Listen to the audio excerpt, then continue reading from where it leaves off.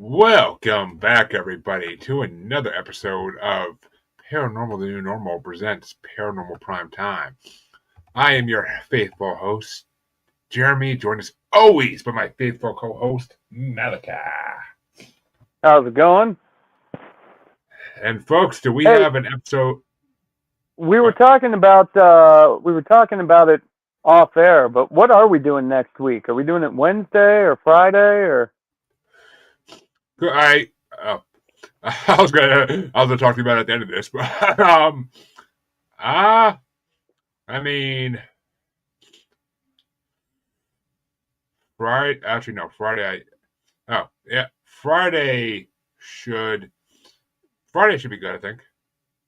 okay, a Black Friday special episode next week? Yes. Uh, but well, folks, we have two good episodes to talk about this week, so let's get right on into it because this is gonna be we got some fun shit to talk about. So Malachi's up first as always. Forgot to write down the episode number, what episode and title, but I took notes this week. Uh, well, Malachi's episode is season 4, episode 17. It's a terrible life.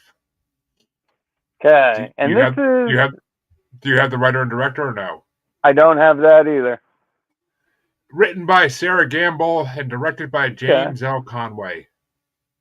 Gamble's a normal voice. Yes. Okay, so I mean, I would say this is, well, let's just get into it. We hear an alarm, and Dean starts getting ready for work, except it's totally different. He's like getting suspenders on and all this shit. Um, so he's driving to work, and all of a sudden there's this metal that plays on his uh, radio, and he gives a sour face and turns off the radio to NPR Morning Edition. Not a bad choice in 2009. That's how I found out about Bitcoin back then. But um, so he's going into this high rise, and we see as he walks into this office that it says Dean, Director of Marketing and Sales, Dean Smith. So automatically we think this is some sort of alternate universe or something else is going on. Dean's having a salad for lunch and talking to people about the newest diet fad of the time, drinking turmeric water, some crazy crap. So not a normal Dean thing going on here. Um, we see Dean working through the day. He stays late. He's leaving way after it's dark, and he walks into an elevator, and that's when Sam is in the elevator, and Sam asks Dean, "Do I know you?" And Dean looks at him like he's a fucking weirdo, and thinks he's hitting on him. And he says, "Try it at the health club, buddy." So we switch to Sam, and he's working in a cubicle in tech support for printers. I think I don't know what he had a couple printer calls, and we find out his name is Sam Wesson. So we got Dean Smith and Sam Wesson. Dean Smith, Smith and Wesson. I didn't get Yeah. that until right now. Me either. until you said that. Until you said that out loud, I was like, wait a minute. And so Sam's working in the call center. He's got this buddy in the cubicle across from him, and his buddy's yak, and he's talking about asking one of the ladies on the in the cubicle out, and Sam, I guess this lady's an old lady, where he says a gum milk. So, like old, 60 or something.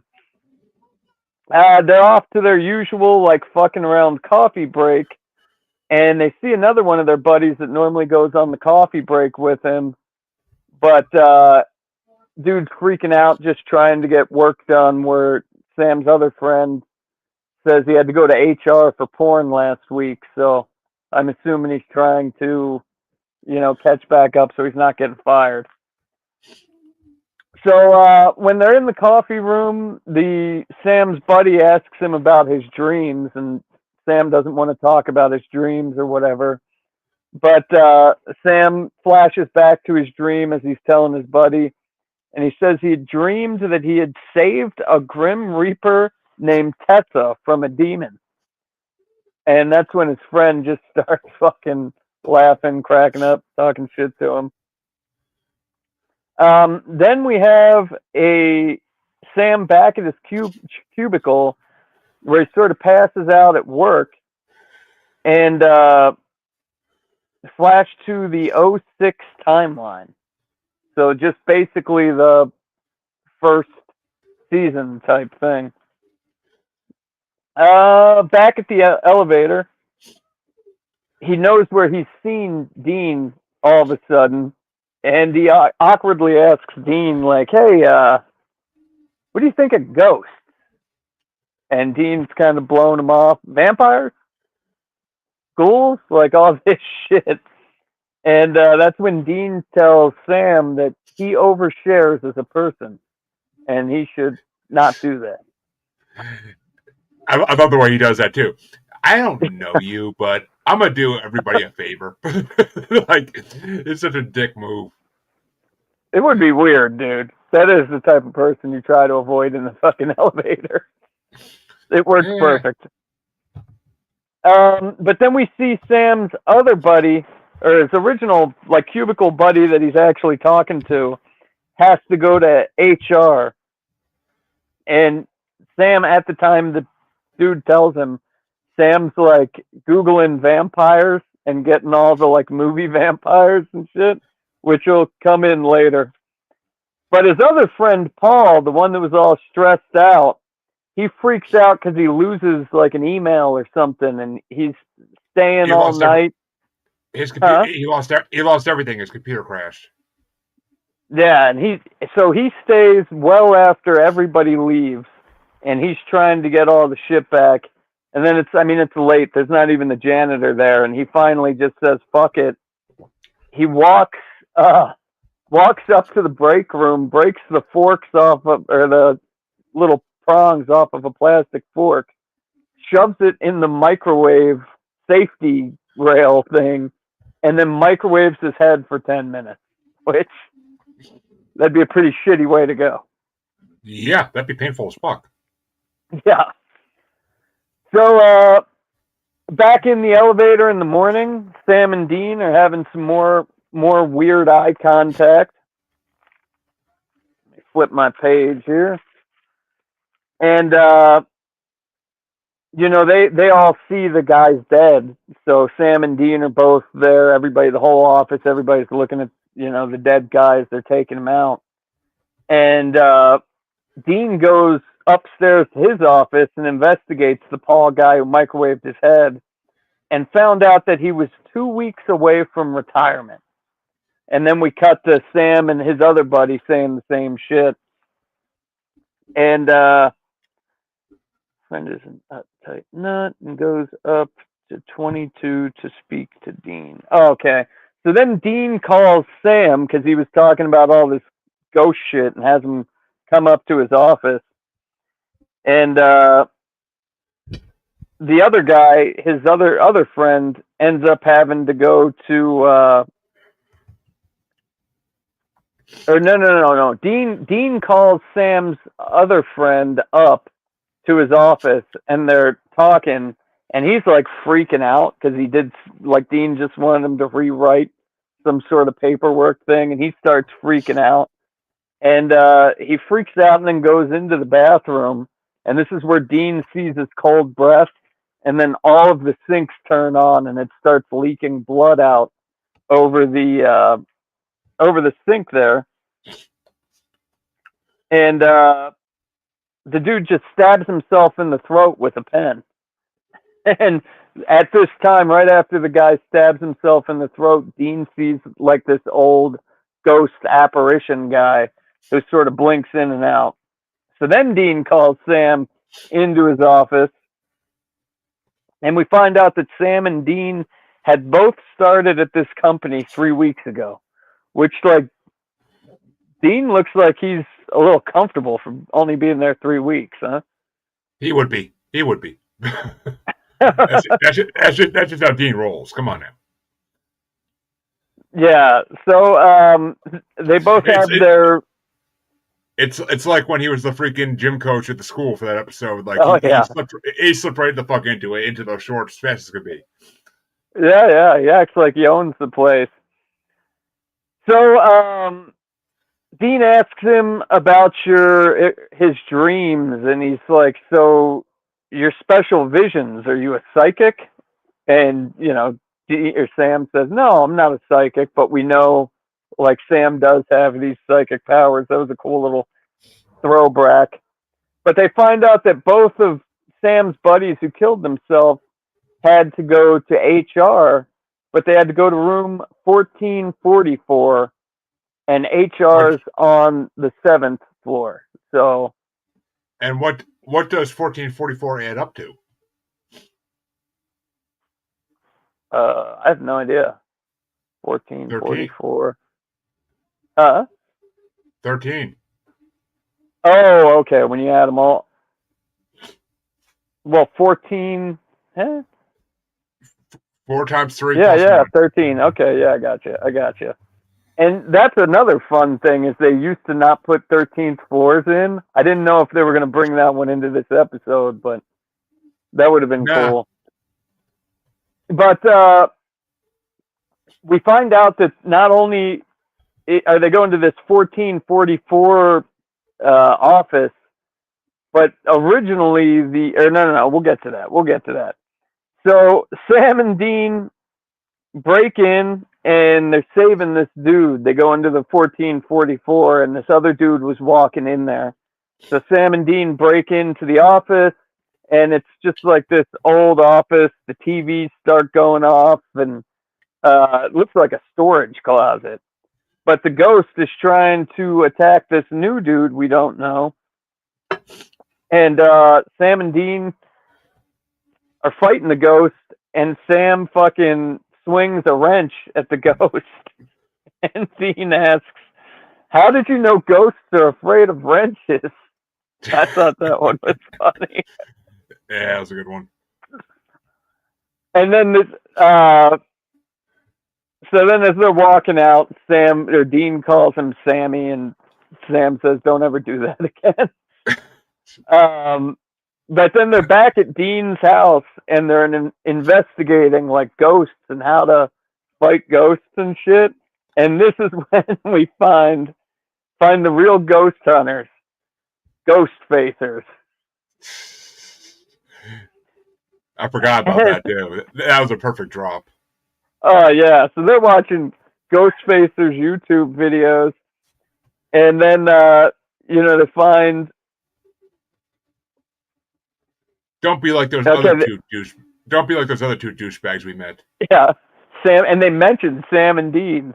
They're douchebags. They do it like 3-4 times. But we find out that the ghost is P.T. Sandover, and this dude was like an uptight prick to spend his whole life working at this factory. And we find out that the building got added on to. So originally it was only 14 floors, and his was at the top. But there had been 17 suicides during the Great Depression alone at this building. And I thought that was pretty cool because this was 2009 and they talked about how we were in a recession then. Sure. I thought that was cool. They threw that in there because it was so long ago.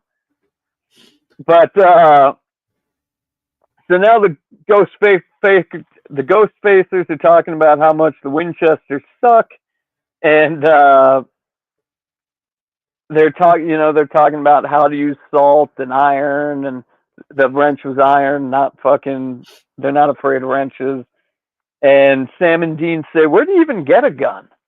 And it's like, I don't know. Isn't there a waiting list? How do you get a gun? So then they go back and they're breaking in and they're looking for, like, the dude was cremated, but they have to look for an article of, some of his DNA, because this is what the ghost facers told him to do. So they're looking for that to fucking burn, And as they're in the room, Sam gets caught by the security, and they're going in the elevator. Security's bringing Sam down to call the police, and the fucking elevator freaks out, and they stop. The security guard opens the door, walks through the elevator, comes through. You think he's going to get cut in half at this point, and Sam's like, "No, I'll just wait." And then the security guard goes back in to drag Sam out, and it's cut in half. Blood all over Sam. So then Sam meets back up with Dean. They're in a hallway with like achievements of the office, and they see his gloves there. They smash open the window to grab the dude's gloves, and the ghost just starts attacking. And, it's back and forth, normal ghost fight scene. And then Sam burns the leather gloves with a lighter. Now, they didn't have any lighter fluid in this one. I'm calling bullshit on that. Only part of this episode. Because the flames turned blue, I'm assuming that there was some kind of chemical already on the gloves from when the guy worked with them. Maybe. So, they killed the ghost. The ghost disapparates. And Dean's like, "Man, I've never had this much fun." And Sam says, "We should do this for real." And Dean says, "What are we going to do? Drive around the country, hustling people for money, sleeping in shitty hotel rooms, fighting ghosts?" And without health insurance, Dean says. And then Sam tells him that you're in my dreams, except you were naked. And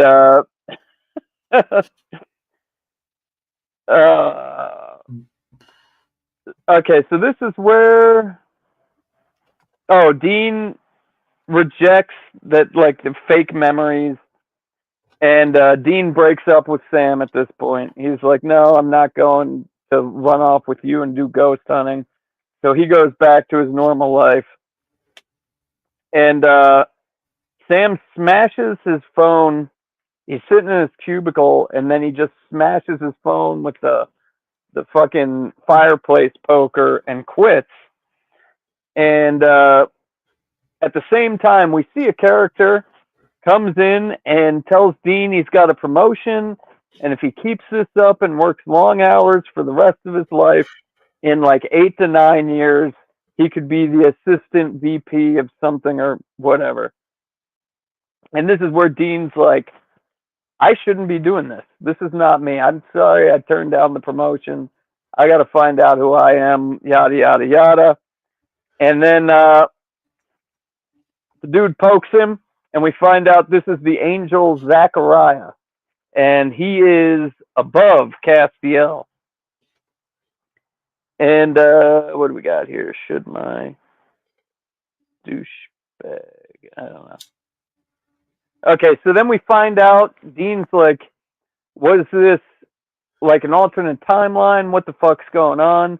And Zachariah tells him, "No, this was all real life. We just implanted 3 weeks worth of memories in your head, and you guys have actually been working here and doing this shit for 3 weeks. And you guys just chose to go back to hunting even when you had normal lives." And Dean's freaking out back to his why me? And that's when Zachariah tells him it's not a curse, it's a gift. Dun, dun, dun! Yeah. Which this episode was definitely this episode was definitely it had a lot of fun parts, and it's always fun when they do something outside the normal in this show. So yeah, I enjoyed the fucking shit out of this episode. It was a really good episode, and I love and the actor who plays Zachariah has been in a lot of shit. He's hilarious. But oh yeah, and he'll be back. He will definitely be back. Oh god, yeah. So what would you rate this one? I'd give it a 4.5. It was pretty fun. Not a lot wrong with it either. I might even rate it higher. I'll give it a 4.3. I I don't like doing 4. I don't like doing 4.5 or higher unless it's like actually like a storyline episode. But Yeah, yours has a big teaser that we don't find out about for a long time. Oh yeah, yeah, but we're not going to talk about that. Yeah, yours was good. But yeah, oh shit, let's get into mine because mine's gonna take a minute, I think. Yeah, a lot of storyline. Yeah, so I have episode 18 of season 4, and it is called "The Monster at the End of the Book." End of this book. It's written by Julie Siege and Nancy Weiner, which I think that's 2 new names. And it's directed by Mike Roll, which we've heard that name before, but the episode starts. The episode starts off. We see a man with a beard sleeping on his couch, surrounded by empties, and suddenly he starts having crazy dreams. He sees a motel room sign, a girl, the Impala, and Sam and Dean. And Sam and Dean happen to be investigating a haunting, and they go into a comic book shop to ask questions. And when the clerk sees them, he automatically assumes that they're LARPing, which Dean's like, "What the fuck is LARPing?" And he's like, "You're kidding me, right?" He's like, "You guys are doing it perfect." And Dean's like, "What is LARPing?" He's like, "Live action role playing." He's like, "You guys are basing it off that book series, right?" And he's like, "Here, I'll show you." And he walks over and he pulls a book out of the freaking 80% off bargain bin. And he starts introducing him to a series of books called Supernatural by Carver Edlund.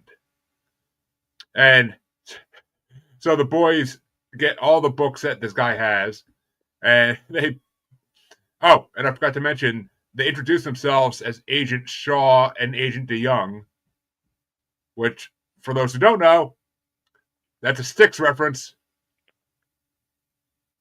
Yeah, I didn't know that. The comic book guy even says, he's like, "You guys are giving last names of famous rock stars, just like in the books."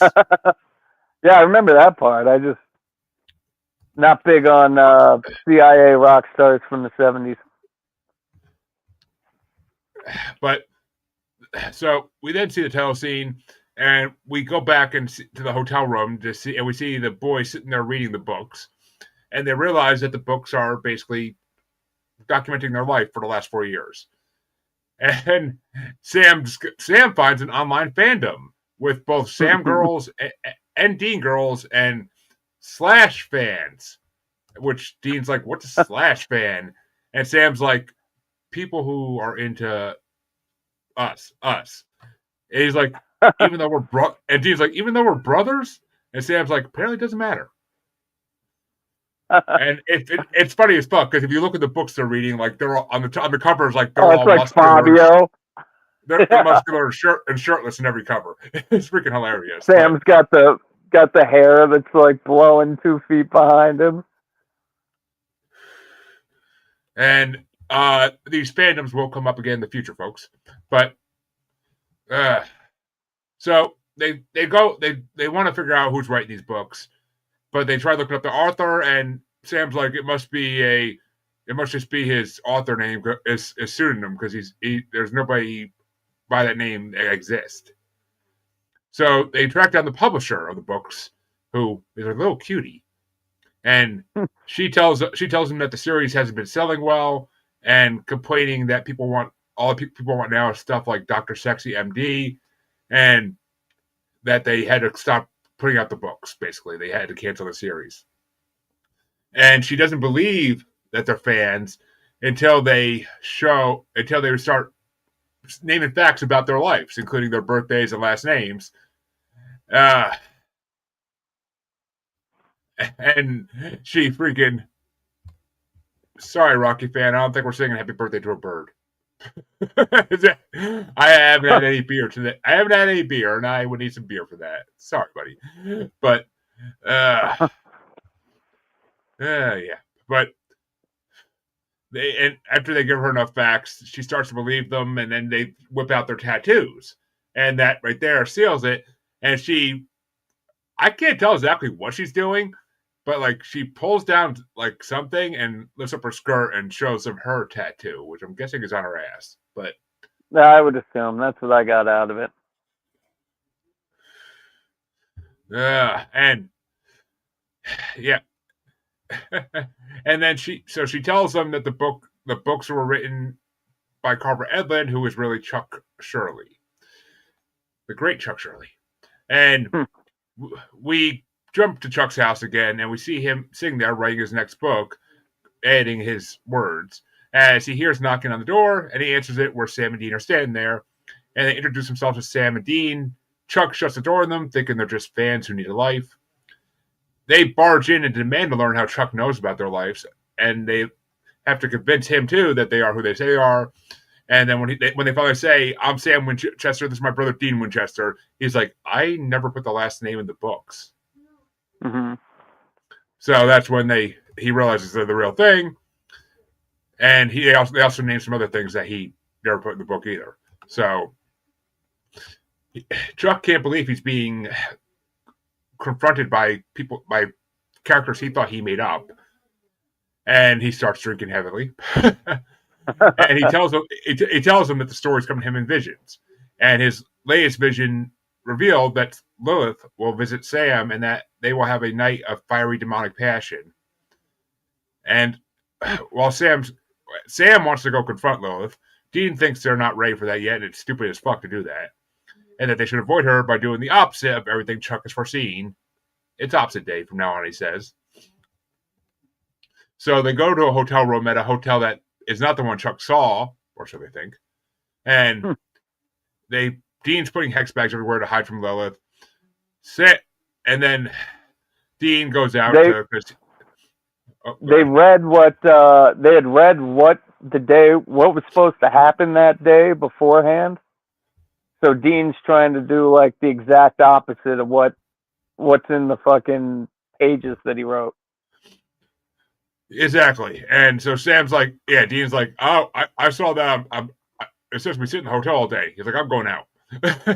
He's like, you're not going anywhere. You're here on house arrest for safety. And so Sam calls up Chuck once Dean leaves and tells him to ask him if he knows about him drinking demon blood, which he says he does. But he left it out of the books because he didn't think his readers would like it. And he confronts Sam about why he's doing it and starts naming off reasons why Sam would do it. At the same time, Dean's trying to avoid doing what Chuck foretold, but everything keeps happening no matter what. He gets hit by a minivan, and he wakes up. He wakes up to have pink band-aids all over his face, courtesy of. And he sees stars as he was told he was going to in the woman's earrings who was driving the van, and the back windshield of the Impala is broken. It has a tarp flap like a batwing. Everything that Chuck said was going to happen happens. I liked when Chuck was asking Sam like if he could go on or liked it or whatever, but Chuck brought up Bugs. Yeah, the episode Bugs. And when they're in the publisher's office, she has like all the books in the shelf, and you see like all the titles of the past episodes. Like you see Bugs, you see like the other what's the other really crappy episode we had to watch. I forget what it is. The racist truck, the scarecrow. Yeah. Like they mention everything. Like everything lines up perfectly. And I just like Bugs was like the worst episode. I'm surprised he brought that one up. I wonder if they brought it up because it was the worst. Oh, they know. They know. But Dean shows up at Chuck's house and bursts in and accuses him of withholding information and is about to beat the shit out of him. And he's like, I got a gun. You gonna tell me what I want to know? And as he's about to beat the shit out of Chuck, all of a sudden he hears Castiel say, "Don't do it, Dean." And he tells Dean that Chuck is a prophet of God, which first, because this is the first time we hear about prophets of God on this show. And he says that Chuck is protected by an archangel and that his books will one day be known as the Winchester Gospels. And Dean asks how they can stop the Sam Lilith makeout part, but Castiel says that whatever the prophet writes will come to pass no matter what. It's the golden lines of fate. Nothing is going to change it. And Dean's even he's like, this guy's a prophet, and Castiel's like, you should have met Luke or Paul, whatever the fuck he says. It was Luke, yeah. Yeah. But Dean goes back to the hotel to find that Sam has burned all the hex bags so that Lilith will find him. And all pissed off, Dean tells him he's going to leave, but he changes his mind, just storms out into the parking lot. Dean's desperate at this point, so he actually tries praying, and Castiel appears while praising Dean for his new start of praying, saying that he's showing his faith finally. And Dean begs Castiel to help him stop Lilith, but he says he can't interfere because it's divine prophecy. Pissed off, again, Dean curses out Castiel and his god, and says that the day will come when he needs his help and Dean won't answer. As he goes to leave, Castiel stops him and gives Dean information on how to stop Lilith, revealing that the prophet is protected by an archangel, the most fearsome wrath of heaven, who will intervene if said prophet is threatened. So Dean comes up with the idea, and he thanks Castiel for the help, and the angel tells him good luck, and takes off. So Dean goes to Chuck's house, where he tells him that he needs him to go to the hotel where Lilith is. Which we should mention, because Chuck saw in the vision Red Hotel as the name of it. Mm-hmm. And so they go to this hotel with a fully different name. But then after Dean leaves, part of the sign breaks, and it ends up just saying Red Hotel, which is what Chuck saw. Yeah, it's like most of the fucking sign. Yep. So Dean's at Chuck's house, and he explains to him why he needs to go and help him with Lilith. Chuck says no, that he wasn't in the story, and that Dean tells him that if he doesn't go, he'll shoot him in the face. Chuck says that Dean can't because an archangel is protecting him. Dean says he'll have to see who's quicker on the draw, and Chuck's like, fuck. So he's like, all right, I'll go. And we go to the motel, and Sam hears a knock at the door. He goes to open it, no one's there. He turns around and shuts the door, and there is a beautiful woman there, and whose eyes roll back in her head, and she has white eyes completely. It's Lilith. And she asks Sam right away where the dagger is.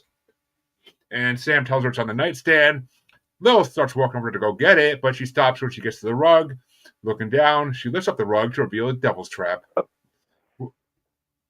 Because Sam thought she'd be that stupid. And she bends down. She bends down and burns part of it off just by touching it, so she can walk through it. And she sits on the bed and tells him that she'll stop breaking the 666 seals along with the entire apocalypse if Sam and Dean die. She taunts him, saying it's selfish for him not wanting to trade 2 lives for over $6 billion. And she tells him, but I can't. Oh, yeah. And she says, it's going once, going twice. Sam seems to start to agree to it. And she says, it'll take more than a kiss to seal a deal like this, big boy. But don't worry about the woman's body, who she's possessing, because the woman apparently wants it as badly as she does. Meaning this bitch is dripping. This bitch is dripping wet. But Lilith sits on the bed once again, and Sam falls, getting a top fur. How does Sam get to fuck all the demons? And she leans down as Sam suddenly reaches over to the nightstand and grabs Ruby dagger, trying to stab her with it. He fails, of course. And Lilith flips him over, holding the dagger over Sam. Jesus. And speaking of Jesus, just as she's about to stab him, Dean and Chuck bust in. Chuck runs in first and Dean follows. Chuck yells out, I am the prophet, Chuck. And Lilith hops off Sam with the dagger still in her hand, and she says, you've got to be joking. And the hotel starts to shake like fucking crazy as Lilith gets closer to Chuck.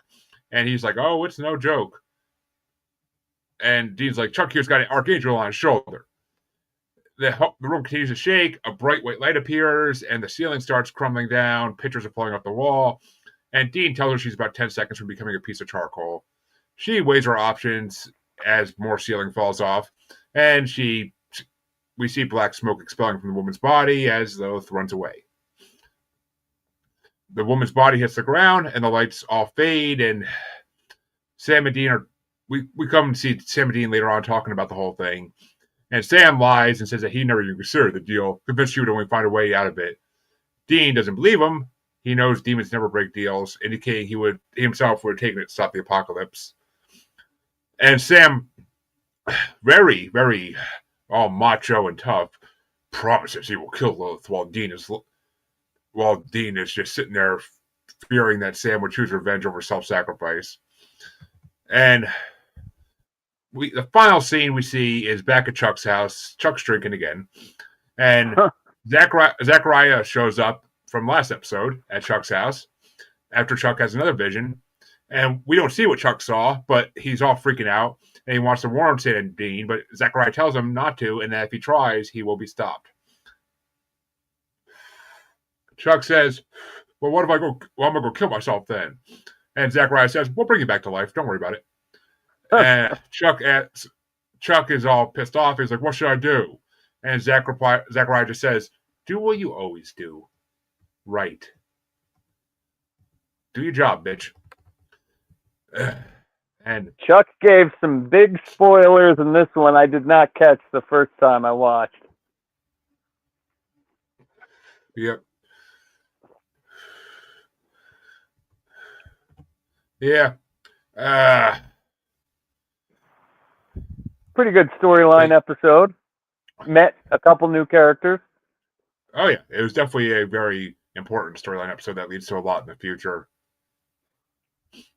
And we find out in this one that Lilith says, like, her death, she knows she's not going to survive the apocalypse because her death is the last seal needed to break free for Lucifer to come out. But poor Lilith. Yep. We find out a little bit more about, well, not find out, but like when Chuck is questioning Sam, like Sam's really thinking about, am I doing the right thing? Drinking the blood. Mm-hmm. And we also see that. And, oh yeah, it's funny as fuck when Chuck's telling them that like Sam's not asleep with Lilith, and Dean's like, but she's a little girl. And Chuck's like, not anymore. But I would give this episode honestly a 4.8. It's one of the best episodes of Supernatural. Yeah, I'd be up there at 4.5. It was good. I mean, I love the episodes where it makes it so that like what they do is becoming like known by people, but like not really. But people think they know because it's all a book series, which will come up again, folks. Yeah, we've not seen the end of the Supernatural book series, but and we'll find more of those slasher fans later on. Oh God, yes. But folks, that's gonna do it for this week. Come back next time when we have at least one really good episode on our Black Friday special. Yep, Black Friday special. And man, what?